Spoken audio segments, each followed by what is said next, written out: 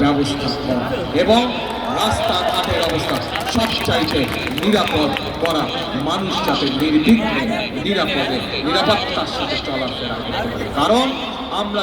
জানি যেহেতু বিএনপি একমাত্র অভিজ্ঞতা আছে দেশ পরিচালনা করা, কোনো কর্মসূচি সফল করা সম্ভব না, কোনো কর্মসূচি জনগণের কাছে সুফল পৌঁছে দেওয়া সম্ভব না যতক্ষণ পর্যন্ত দেশে আইন শৃঙ্খলাকে কঠোর হস্তে দমন করা না যায়, যতক্ষণ পর্যন্ত দেশের আইন শৃঙ্খলা কঠোর হস্তে নিয়ন্ত্রণ করা না যায় ততক্ষণ পর্যন্ত কোনো পরিকল্পনায় সুফল হয়ে আনবে না। প্রিয় ভাই বোনেরা,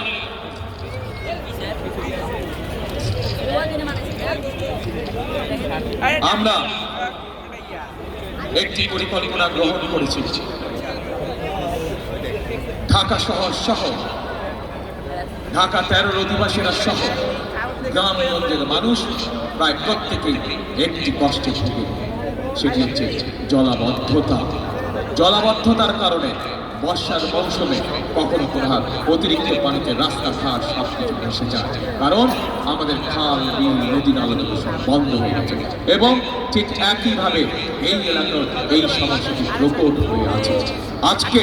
আমি আপনাদের সকলের সামনে আমি আমাদের ধানের শীষের প্রার্থী ববি হাজজাদকে বলে দিতে চাই যে ইনশাআল্লাহ ববি হাজজাদ এই এলাকায় নির্বাচিত হলে, এই এলাকাতে জয়ী হলে এবং বিএনপি সরকার গঠন করলে পরে যেদিন বিএনপি সরকার গঠন করবে তার পর দিন থেকে আমাদের কাজ হবে এই এলাকার মানুষের জলবদ্ধতার সমস্যা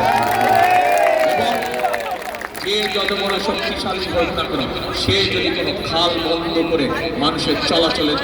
সমস্যা তৈরি করে থাকে, সে যদি কোনো খাল বন্ধ করে জলবদ্ধতার কারণ হয়ে থাকে, তাহলে অবশ্যই সেখান থেকে তাকে সরিয়ে দিয়ে সেই খালকে পুনরুদ্ধার করা হবে যাতে এলাকার মানুষ জলবদ্ধতায় কষ্ট না।